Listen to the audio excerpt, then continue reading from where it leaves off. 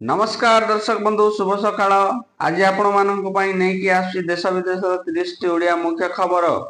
ଚାଲନ୍ତୁ ଫଟାଫଟ time waste ନ କରି ଖବରଟିକୁ ଜାଣି ନେବା, କିନ୍ତୁ ଏହା ପୂର୍ବରୁ ଭିଡ଼ିଓଟିକୁ ସମ୍ପୂର୍ଣ୍ଣ ଭାବେ ଦେଖି ନିଅନ୍ତୁ ଏବଂ ଏମିତି ନିତିଦିନ ଇନଫର୍ମେଟିଭ ଭିଡ଼ିଓ ଦେଖିବାକୁ ହେଲେ ଆପଣମାନେ ଭିଡ଼ିଓଟିକୁ ଲାଇକ୍ କରି ଚ୍ୟାନେଲଟିକୁ ସବସ୍କ୍ରାଇବ କରିଦିଅନ୍ତୁ। ଧନ୍ୟବାଦ। ନମସ୍କାର।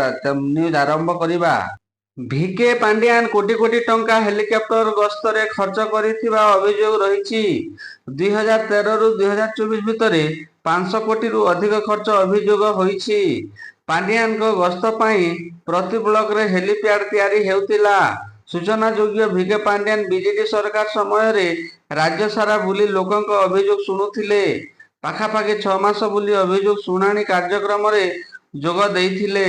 ଏଥିରେ କୋଟି କୋଟି ଟଙ୍କା ସରକାରୀ ରାଜସ୍ୱରେ ଖର୍ଚ୍ଚ ହେଉଥିଲା। ତାଙ୍କ ଗସ୍ତକୁ ନେଇ ରାଜନୀତି ଜୋର ଧରିଥିଲା। ବିଜେପି ଓ କଂଗ୍ରେସ ଏହାକୁ ନେଇ ବିଜେଡି ସରକାରକୁ ଘେରିଥିଲେ। ବିଧାନସଭାରେ ମଧ୍ୟ ଅନେକ ଥର ହଟ୍ଟଗୋଳ ଦେଖିବାକୁ ମିଳିଛି। ଏହା ସୂଚନା ମିଳିଛି। କୋଲକାତା ସରକାରୀ ମେଡିକାଲ କଲେଜର ମହିଳା ଡାକ୍ତରଙ୍କୁ ଦୁଷ୍କର୍ମ ଏବଂ ହତ୍ୟା ଘଟଣାରେ ଅଭିଯୁକ୍ତ ଦୋଷୀ ସ୍ୱୀକାର କରିଛି। ସଞ୍ଜୟ ରାୟ ଡାକ୍ତରଙ୍କୁ ଦୁଷ୍କର୍ମ କରିବା ପରେ ଅନୁମାନସିକ ଭାବେ ହତ୍ୟା କରିଛି।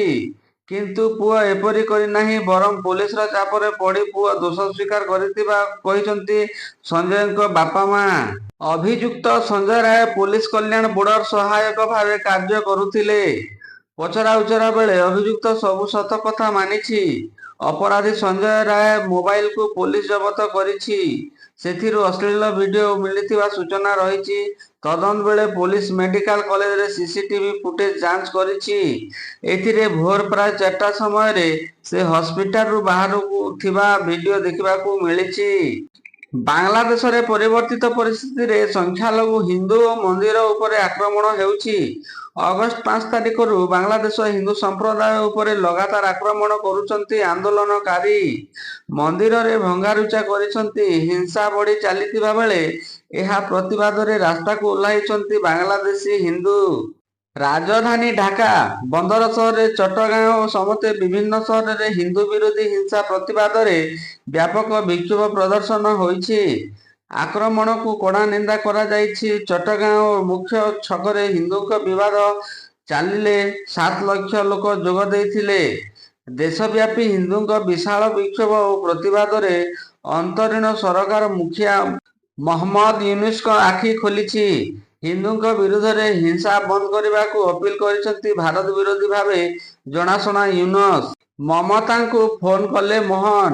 ଓଡ଼ିଶାକୁ ଅନ୍ୟ ରାଜ୍ୟରୁ ଯଦିଓ ଆଳୁ ଆସୁଛି, କିନ୍ତୁ ଚାହିଦା ପଶ୍ଚିମବଙ୍ଗର ଆଳୁର ରହିଛି। ଆଉ ଆଳୁ ସମସ୍ୟା ସମାଧାନ ପାଇଁ ଦ୍ୱିତୀୟ ଥର ଦୁଇ ରାଜ୍ୟର ମୁଖ୍ୟମନ୍ତ୍ରୀ କଥା ହୋଇଛନ୍ତି ବୋଲି ମୁଖ୍ୟମନ୍ତ୍ରୀ ସୂଚନା ଦେଇଛନ୍ତି। ବେପାରୀଙ୍କ ପାଖକୁ ଆଳୁ ପହଞ୍ଚୁନି, ଖାଉଟି ପକେଟ ଫାଙ୍କା ହେଲାଣି। ତେଣୁ ଏହି ଆଳୁ ସଙ୍କଟ ଦୂର କରିବାକୁ ଏବେ ଓଡ଼ିଶା ଲୋକସେବା ଭବନରୁ ପଶ୍ଚିମବଙ୍ଗ ବନ୍ନାକୁ ଯାଇଛି ଫୋନ କଲ୍। ଆଳୁ ଯୋଗାଣକୁ ସ୍ୱାଭାବିକ କରିବାକୁ ମମତାଙ୍କୁ ଅନୁରୋଧ କରିଛନ୍ତି ମୁଖ୍ୟମନ୍ତ୍ରୀ ମୋହନ ମାଝୀ। ତେବେ ମୋହନ ପୂର୍ବରୁ ନୂଆଦିଲ୍ଲୀରେ ମମତାଙ୍କୁ ଭେଟିବା ପରେ ଆଳୁର ସମସ୍ୟା ବିଷୟରେ ଆଲୋଚନା କରିଛନ୍ତି। ରାଜସ୍ଥାନର ଭରତପୁରରେ ଏକ ଦୁର୍ଘଟଣା ଘଟିଛି। ଏଠାରେ ନଦୀରୁ ବୁଡ଼ି 7 ଜଣ ପ୍ରାଣ ହରାଇଛନ୍ତି। ସୋସିଆଲ ମିଡିଆ ପାଇଁ ରିଲ୍ କରିବା ତଥା ନଦୀରେ ଗାଧୋଇବା ପାଇଁ ଗାଁର 8 ଜଣ ଯୁବକ ଯାଇଥିଲେ। ହେଲେ ସେମାନଙ୍କ ମଧ୍ୟରୁ 7 ଜଣ ନଦୀ ପାଣିରେ ବୁଡ଼ି ଯାଇଥିଲେ। କର୍ଣ୍ଣାଟକର କୋସ୍ପାଲ ଜିଲ୍ଲାସ୍ଥିତ ଏକ ଅଙ୍ଗନବାଡି କେନ୍ଦ୍ରରେ ବିଚିତ୍ର ଦୃଶ୍ୟ ଦେଖିବାକୁ ମିଳିଛି। ସରକାରୀ ନିର୍ଦ୍ଦେଶ ମୁତାବକ ଅଙ୍ଗନବାଡି କେନ୍ଦ୍ର ପିଲାଙ୍କୁ ଭୋଜନରେ ଅଣ୍ଡା ଦିଆଯିବା ବାଧ୍ୟତାମୂଳକ।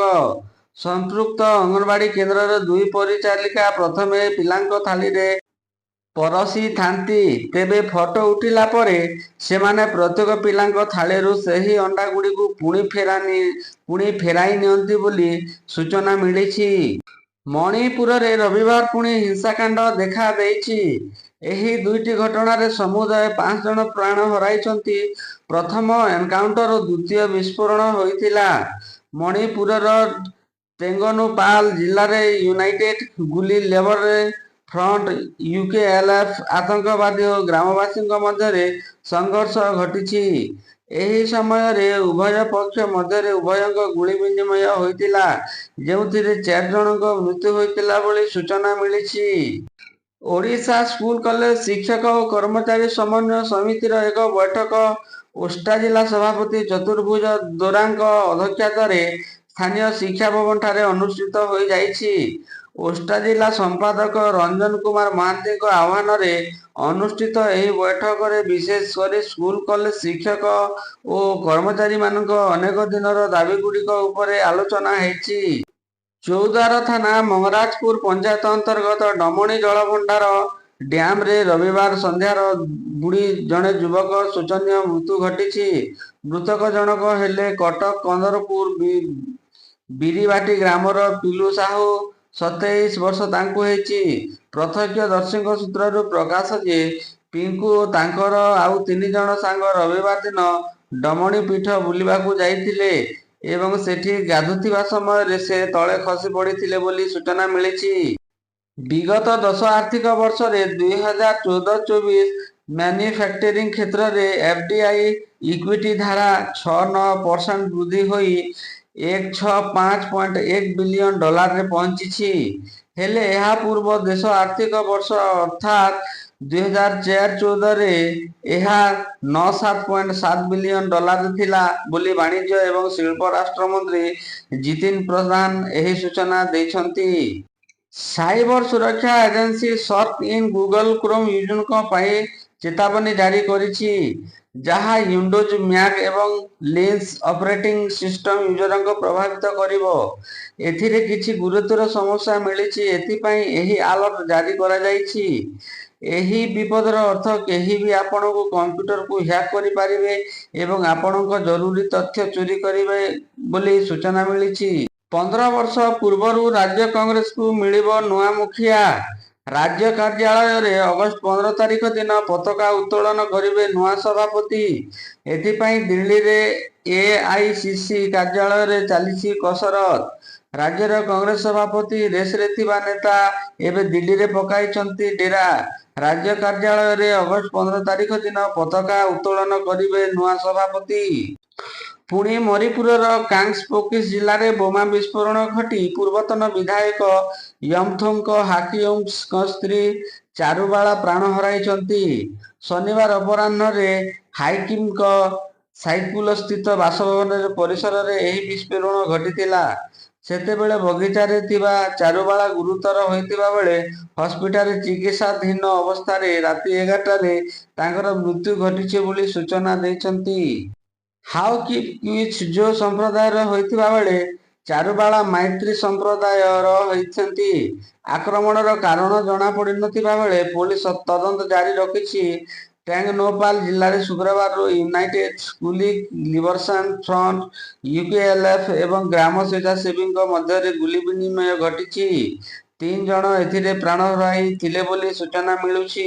ଗୋଚାଲାଣକାରୀ ଓ ପୁଲିସ ମଧ୍ୟରେ ଗୁଳି ବିନିମୟ ଯୋଗୁଁ ଜଣେ ଗୋଚାଲାଣକାରୀ ଗୁରୁତର ହୋଇଥିବା ବେଳେ 2 ଜଣ ପୁଲିସ କର୍ମଚାରୀ ଆହତ ହୋଇଛନ୍ତି। ରବିବାର ଭୋର ସମୟରେ ବେଆଇନ ଗୋରୁ ଚାଲାଣ ସମ୍ପର୍କରେ ପୁଲିସ ଖବର ପାଇ ହରିଚନ୍ଦନପୁର ଥାନା ଅଞ୍ଚଳରେ କୁଢ଼ାଲି ଢାଙ୍କୁଣି ନିକଟରେ ଗୋଚାଲାଣ ଗାଡ଼ିକୁ ଅଟକାଇ ଚେଷ୍ଟା କରିଥିଲେ। ଆୱାମୀ ଲିଗର ଅଧ୍ୟକ୍ଷ ଏବଂ ପୂର୍ବତନ ପ୍ରଧାନମନ୍ତ୍ରୀ ଶେଖ୍ ହସିନାଙ୍କ ପୁଅ ସାଜିଦ୍ ୱାଜେଦ ବାଂଲାଦେଶ ଅନ୍ତରୀଣ ସରକାର ଉପରେ ବର୍ଷିଛନ୍ତି। ସେ କହିଛନ୍ତି ଯେ ବାଂଲାଦେଶରେ ଏହା ସୁଧାରୁ ନୁହେଁ ବରଂ ଭିଡତନ୍ତ୍ର। ରବିବାର ଏ ପୋଷ୍ଟରେ ସେ ଅନ୍ତରୀଣ ସରକାରକୁ ଅନେକ ଗଭୀର ପ୍ରଶ୍ନ କରିଛନ୍ତି। ସାଜିବ ଅଭିଯୋଗ ଆଣିଛନ୍ତି ଯେ ବାଂଲାଦେଶରେ ଭିଡତନ୍ତ୍ର ଚାଲିଛି। ଓଡ଼ିଆ ଭାଷା ସାହିତ୍ୟ ଓ ସଂସ୍କୃତି ବିଭାଗର ମନ୍ତ୍ରୀ ସୂର୍ଯ୍ୟବଂଶୀ ସୁରଜ ଆଜି ହରେକୃଷ୍ଣ ମହତାବ ରାଜ୍ୟ ପାଠାଗାରକୁ ପରିଭ୍ରମଣରେ ଆସିଥିଲେ। ପ୍ରଥମେ ସେ ହରେକୃଷ୍ଣ ମହତାବଙ୍କ ପ୍ରତିମୂର୍ତ୍ତିରେ ମାଲ୍ୟାର୍ପଣ ସହିତ ଶ୍ରଦ୍ଧାଞ୍ଜଳି ଅର୍ପଣ କରିଥିଲେ। ପରେ ହରେକୃଷ୍ଣ ମହତାବ ରାଜ୍ୟ ପାଠାଗାରରେ ପାଠକ ପାଠିକାମାନଙ୍କ ନିମନ୍ତେ ଆୟୋଜିତ ହୋଇଥିବା ପ୍ରେରଣାଦାୟକ ଅଭିଭାଷଣ କାର୍ଯ୍ୟକ୍ରମରେ ମୁଖ୍ୟ ଅତିଥି ଭାବେ ଯୋଗ ଦେଇଥିଲେ। ହୀରାକୁଦ ନଦୀବନ୍ଧ ଯୋଜନାରେ ବିସ୍ଥାପିତଙ୍କୁ ଜମି ପଟ୍ଟା ଦିଆଯିବ ବୋଲି ରାଜସ୍ୱ ଓ ବିପର୍ଯ୍ୟୟ ପ୍ରଶମନ ମନ୍ତ୍ରୀ ସୁରେଶ ପୂଜାରୀ କହିଛନ୍ତି। ଚଳିତ ବର୍ଷ ଡିସେମ୍ବର ଶେଷ ସୁଦ୍ଧା ଜମି ପଟ୍ଟା ଦେବା ଲାଗି ମନ୍ତ୍ରୀ ପୂଜାରୀ ଝାରସୁଗୁଡ଼ାରେ ଏକ କାର୍ଯ୍ୟକ୍ରମରେ ଘୋଷଣା କରିଛନ୍ତି।